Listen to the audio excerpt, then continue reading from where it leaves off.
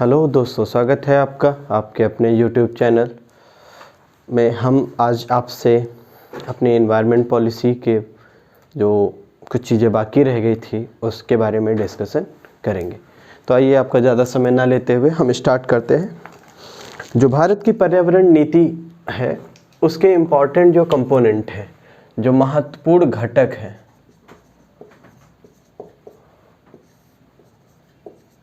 महत्वपूर्ण घटक किस चीज़ के? महत्वपूर्ण घटक, वो भी एनवायरनमेंट पॉलिसी के।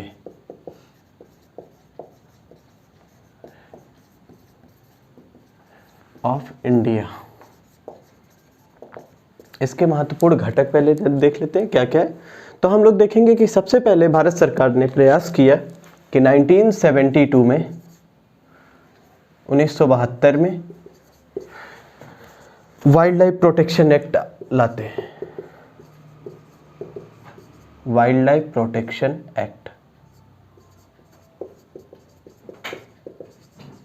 ये क्यों आता है, इसका कारण क्या होता है, हम लोग देखेंगे। 1972 में ही स्टॉकहोम कॉन्फ्रेंस होती है। स्टॉकहोम कॉन्फ्रेंस में महत्वपूर्ण कुछ डिसीजन लिए जाते हैं। यूनाइटेड नेशन एनवायरनमेंट प्रोग्राम जैसी संस्थाओं के निर्माण होता है और पर्यावरण को संरक्षित करने की दिशा में एक महत्वपूर्ण रणनीति बनाने का प्रयास करते हैं। तो भारत सरकार भी इसमें अपना कदम उठाने का प्रयास करती। तो देखते हैं इसके महत्वपूर्ण प्रावधान क्या है। लेकिन जी 1972 में जो वाइल्ड लाइफ प्रोटेक्शन एक्ट आता है उसके जो महत्वपूर्ण प्रावधान है वो समय समय पर संशोधित किए गए। इनमें संशोधन जो है वो देखेंगे 2002 में वाइल्ड लाइफ प्रोटेक्शन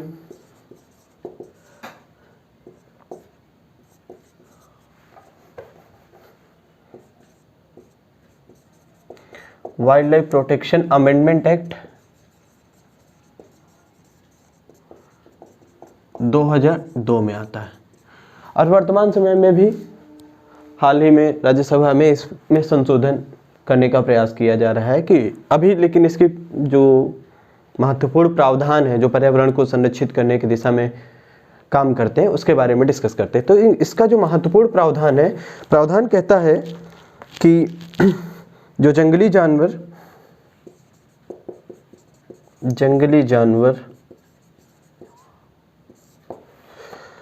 पक्षियों और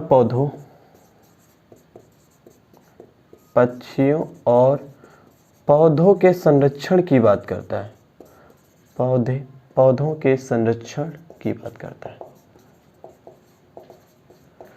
यह है इसका पहला प्रावधान। पहले प्रावधान में हम देखेंगे पौधों का संरक्षण किया जाएगा, जो 1972 में बना था वाइल्ड लाइफ प्रोटेक्शन एक्ट।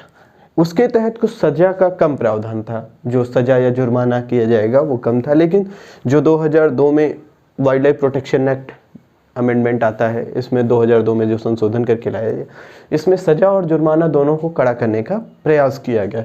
इसके बाद इसका जो दूसरा प्रावधान है वो बात करता है राज्य वन्यजीव सलाहकार बोर्ड का गठन किया जाएगा। राज्य वन्यजीव सलाहकार बोर्ड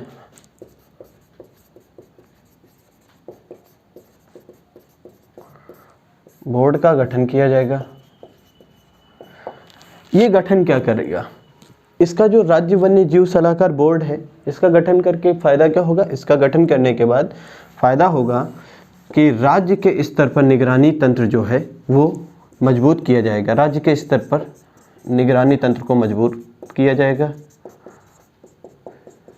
निगरानी तंत्र के मजबूत मतलब कि कौन सा पक्षी, जैसे काउंटिंग होती है, अभी हाल ही में हम लोग देखेंगे किस तरीके से बर्ड सेंसस होता है, एनिमल सेंसस जैसे लायन सेंसस होता है, भारत में बाघों की संख्या, टाइगर सेंसस, और इनकी संख्या कितनी है, तो निगरानी राज्य के स्तर पर मजबूत की जा सकेगी। ये जिस पक्षी की, जिस पौधे की, जिस वन्य जीव संसाधन की महत्वपूर्णता और उसकी उपलब्धता में कमी हो रही होगी तो सरकार उस पर प्रयास करेगी, उस पर ज़्यादा से ज़्यादा ध्यान दिया जाए। इसके बाद इसका कुछ और प्रावधान देखते हैं।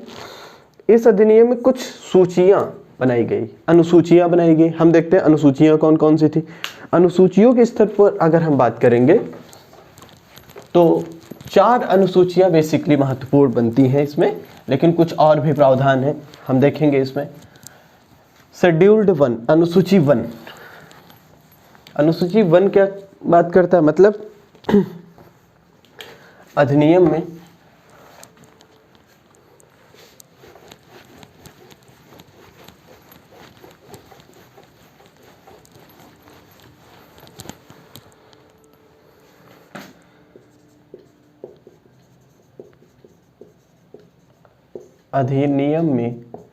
चार अनुसूचियां बनती हैं।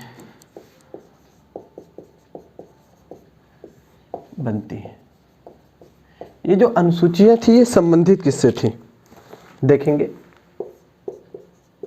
अनुसूची 1, शेड्यूल्ड 1 और शेड्यूल्ड 2। ये दोनों जो है अनुसूची 1 और अनुसूची 2, ये दोनों संबंधित है क्रिटिकली इंडेंजर्ड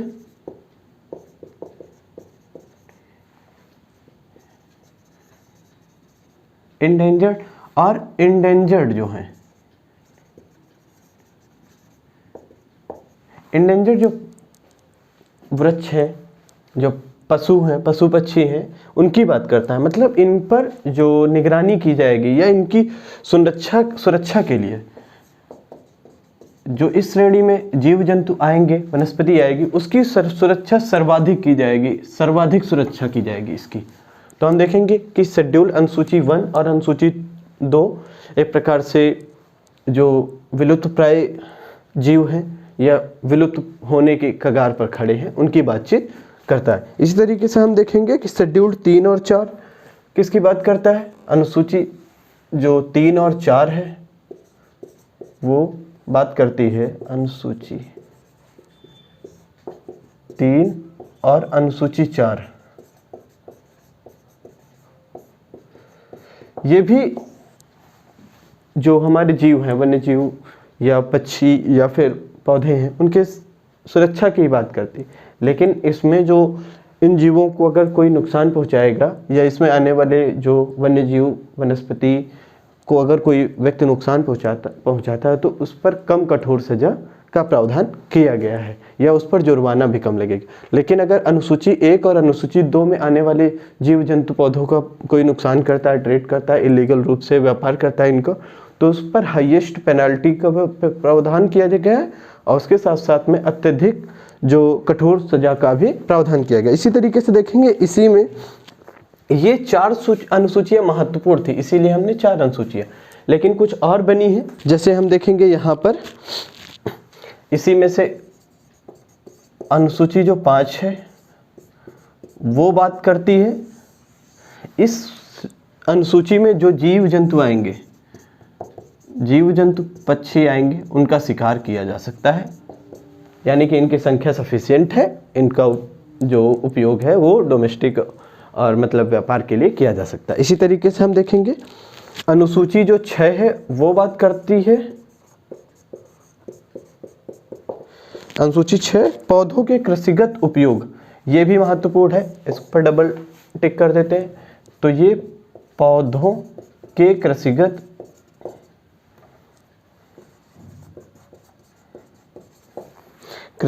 उपयोग व वाणिज्यीकरण पर प्रतिबंध की बात करता है।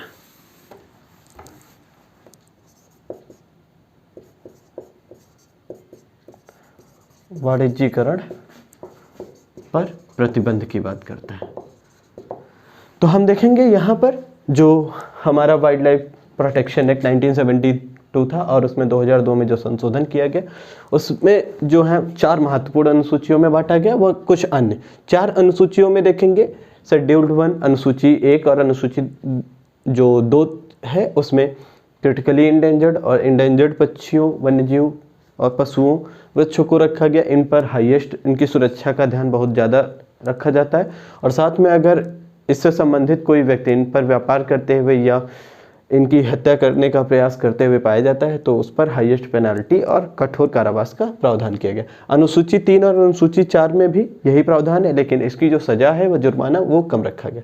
लेकिन हम देखेंगे कि अनुसूची 5 इसमें भी कुछ जीव जंतु पक्षी हैं लेकिन उनका उपयोग किया जा सकता है। लेकिन अनुसूची 6 में पौधों का कुछ ऐसे पौधे आएंगे जिनका कृषिगत उपयोग या वाणिज्यीकरण प्रतिबंध होता है।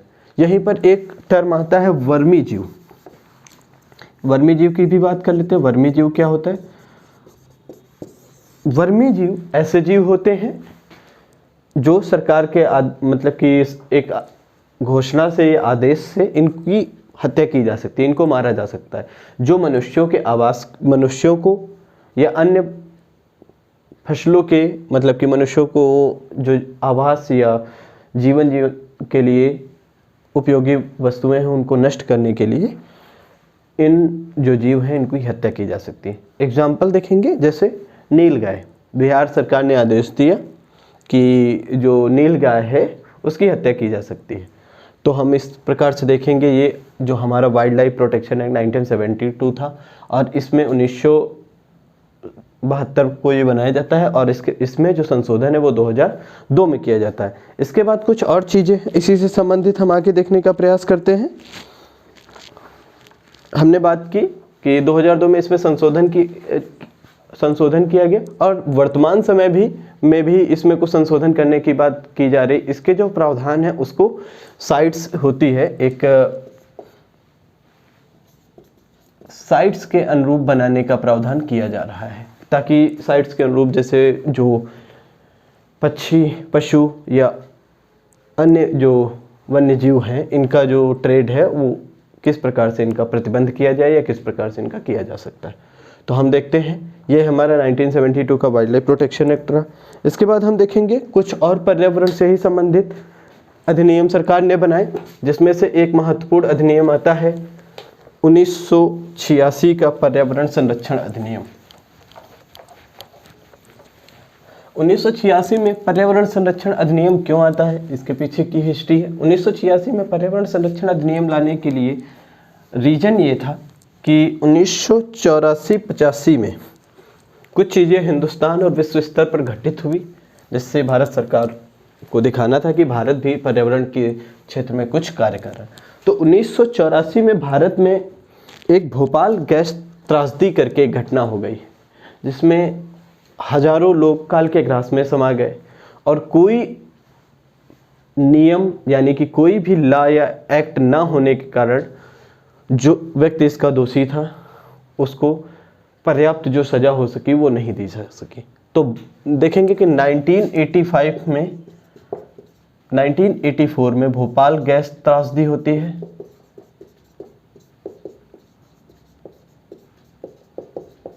और 1985 में घटना घटती है, ओजोन क्षरण से लेकर कुछ जो बातें हैं विश्व स्तर पर वो उठने लगती हैं।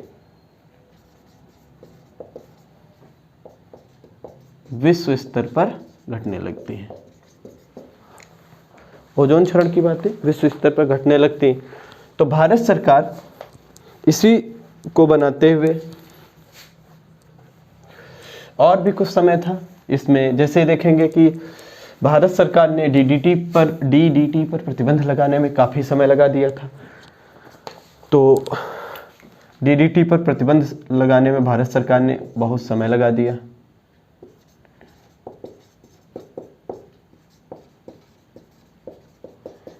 तो इस तरीके की चीज़ें उस समय घटित हुई। इन्हीं समस्याओं को सॉल्व करने के उद्देश्य से पर्यावरण संरक्षण अधिनियम 1986 में पारित होता है। पर्यावरण संरक्षण अधिनियम की हम कुछ खास बातें देख लेते हैं कि पर्यावरण संरक्षण अधिनियम क्या था। पर्यावरण संरक्षण अधिनियम जो है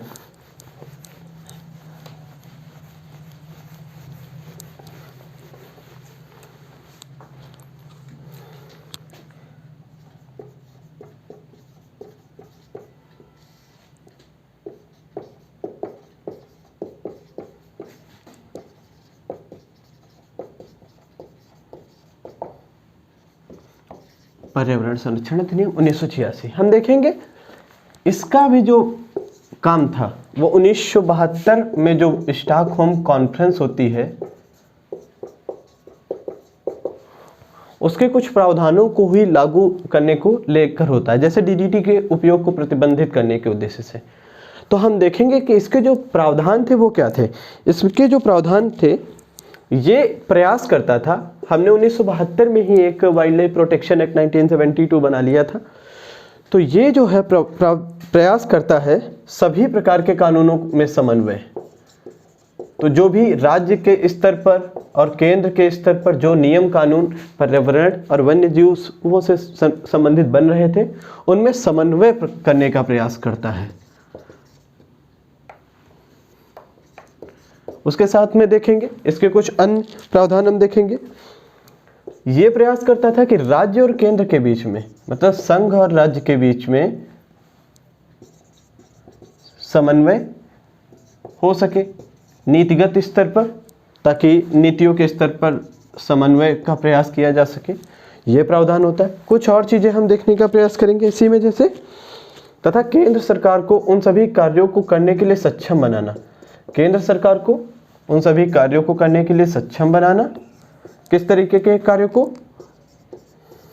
जो पर्यावरण के संरक्षण में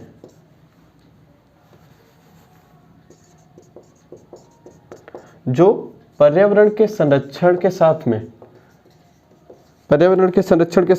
में पर्यावरण प्रदूषण को निम्नीकरण, यानी कि पर्यावरण प्रदूषण के निम्नीकरण और गुणवत्ता बचाओ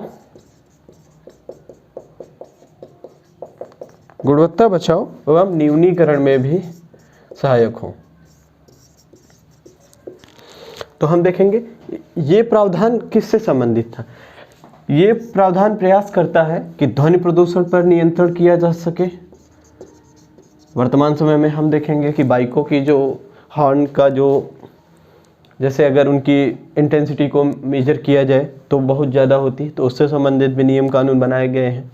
इसी के साथ में एयर क्वालिटी, वायु की शुद्धता से संबंधित, वाटर क्वालिटी, जल की पीने वाला जो जल है, इससे संबंधित कुछ नियम कानून बनाए गए हैं कि आम जनता तक ये पहुंचाए जा सके। लेकिन हमारे देश में नियम कानून तो बहुत सारे बनते हैं, लेकिन उनका जो उपयोग है या उनका जो लागू करने का सिलसिला है, ये बहुत लेट लपेट होता है।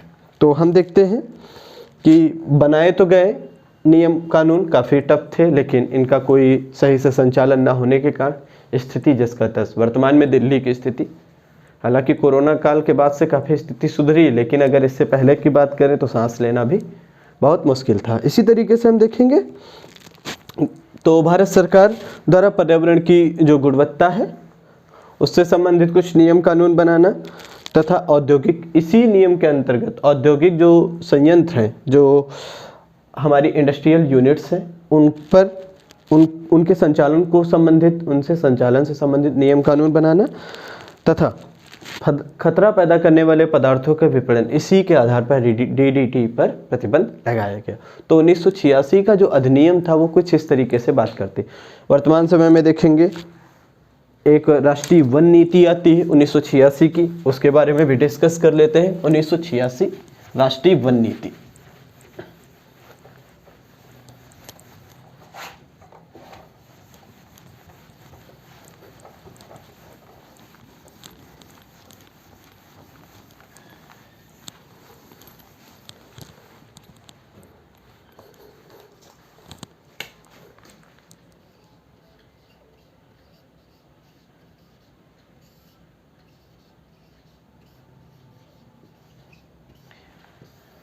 राष्ट्रीय वन नीति 2016 में आती है।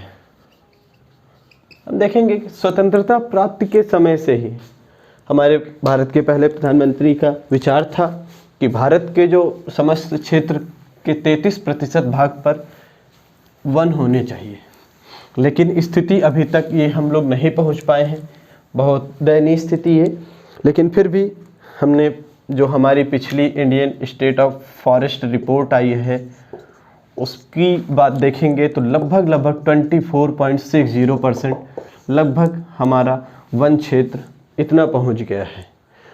तो 33% ना सही तो हमारी, लेकिन इतना कवर है जो लगातार कुछ ना कुछ वृद्धि के साथ इंडिकेट हो रहा है। तो राष्ट्रीय वन नीति गवर्नमेंट ऑफ इंडिया के द्वारा लाई गई। इस वन नीति में हम देखेंगे क्या प्रावधान किया गया।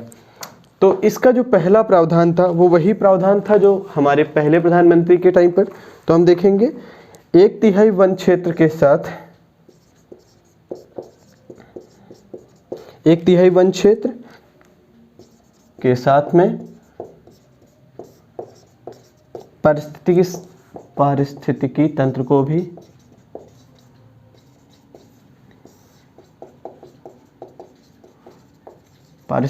को भी संरक्षित करने का प्रयास किया जाएगा।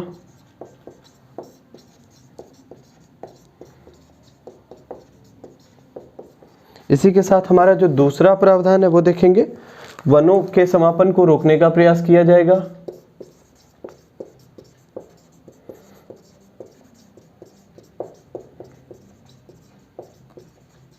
इसी के साथ हम देखेंगे वनों के पुनर्निर्माण को बढ़ावा देने का प्रयास किया जाएगा।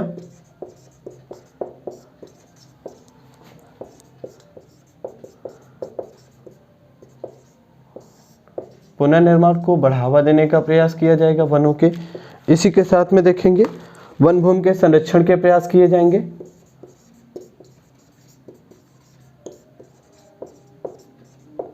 वन भूमि के संरक्षण के प्रयास किए जाएंगे और जो गैर वन की भूमि है उसका उपयोग करने का प्रयास किया जाएगा।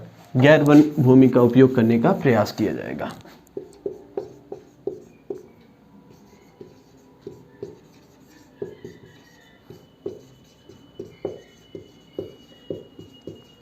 कुछ इस तरीके के प्रावधान करने के प्रयास किए गए हैं। इसी में से देखेंगे 1/3 सरकारी वन जो है सामुदायिक वन प्रबंधन में लाने का प्रयास किया जाएगा। सामुदायिक वन प्रबंधन में लाने का, जो गवर्नमेंट ऑफ इंडिया के मतलब कि जो भारत सरकार के अंतर्गत जो है वन आते हैं सरकारी वन, उनको सामुदायिक वनों में परिवर्तित करने का प्रयास किया जा सकता है। सामुदायिक वन से क्या संदर्भ है? देखिए, सामुदायिक वन जिसका उपयोग समुदाय के द्वारा किया जा सके, मतलब जलावन की लकड़ी का और इससे संबंधित जो चीज़ें होती हैं उनका उपयोग जो गांव है जिस क्षेत्र में वो सामुदायिक वन पड़ता है वहाँ के लोग चारे के लिए और जलावन की लकड़ी के लिए उपयोग कर सके। इसी तरीके से हम देखेंगे शहरी क्षेत्रों में वृक्षारोपण की बात करता है। शहरी क्षेत्रों में वृक्षारोपण की बात करता है।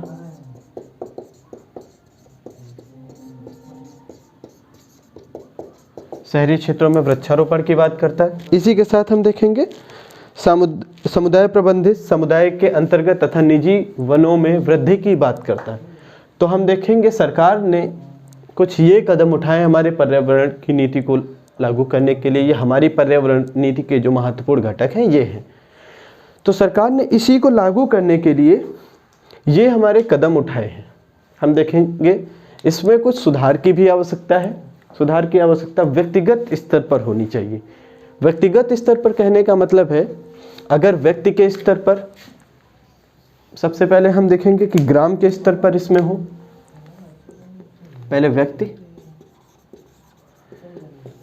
उसके बाद ग्राम के स्तर पर, उसके बाद जिला स्तर पर, और सबसे बाद में अगर हम बात करें तो राज्य और फिर केंद्र,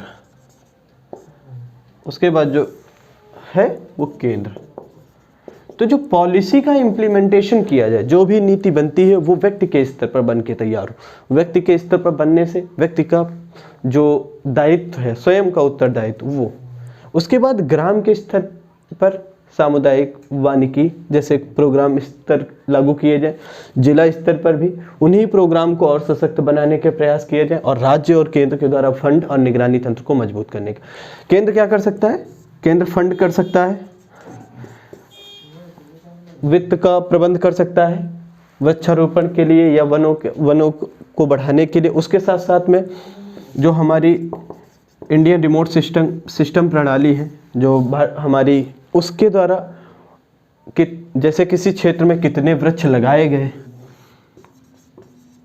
उन वृक्षों की उन्नति, कितने वृक्ष उसमें से जीवित बचे और उनका विकास, इस पर जो है निगरानी वो की जा सकती है। तो हम समाधान के रूप में ये जो है वो किए जा सकते हैं। इसके साथ साथ ये भी किया जा सकता है कि जो हमारे वन क्षेत्र हैं उनको औद्योगिक विकास के लिए जो हमारे वन क्षेत्र हैं वहाँ पर औद्योगिक संयंत्र स्थापित करने के लिए वहाँ वनों का नाश ना किया जाए। और जो हमारी इसी तरीके से देखेंगे कुछ और उपाय हो सकते हैं कि जैसे डिजर्ट वाले एरिया या सेमी डिजर्ट वाले एरिया में भी कुछ प्रबंध किए जा सके कि वहाँ की मिट्टी में कुछ वृक्षों को उगाया जा सके, क्योंकि पर्यावरण संरक्षण के बिना मानव जीवन का जो अस्तित्व है वो संभव नहीं है। हम देखेंगे कि ये जो चर्चाएं चल रही हैं ये बहुत ही विकट स्थिति पर है। विश्व के कई देश अपनी राजधानी परिवर्तन करने पर उनका संबंध इस तरीके से है कि वहाँ उनकी राजधानी जो है वो जलमग्न होने की स्थिति में पहुँच रही है। तो अगर पर्यावरण को हम लोग संरक्षित नहीं कर पाते हैं तो एक भीषण अकाल की स्थिति में हम लोग पहुँच जाएंगे। तो ये हमारे कुछ कदम थे जो सरकार के द्वारा उठाए गए हैं और इसमें कुछ सुधार किए जा सकते हैं। ये तो हमारी राष्ट्रीय पर्यावरण नीति जो है वो यही थी। हमने चर्चा किया इसके विषय में, हमने बेसिक से लेकर कुछ समझाने का प्रयास किया किस तरीके से 1972 में स्टॉकहोम कॉन्फ्रेंस, उसके बाद 1992 में किस तरीके से रियो, फिर 2002, 2012 में और फिर 2015 में पेरिस क्लाइमेट जो कॉन्फ्रेंस होती है वहाँ तक, और फिर उसके बाद भारत की कुछ नीतियों के बारे में चर्चा की। तो बहुत बहुत धन्यवाद मित्रों। अगर आपको हमारा लेक्चर पसंद आए तो कृपया इसे हमारे चैनल को लाइक, शेयर और सब्सक्राइब करें। धन्यवाद।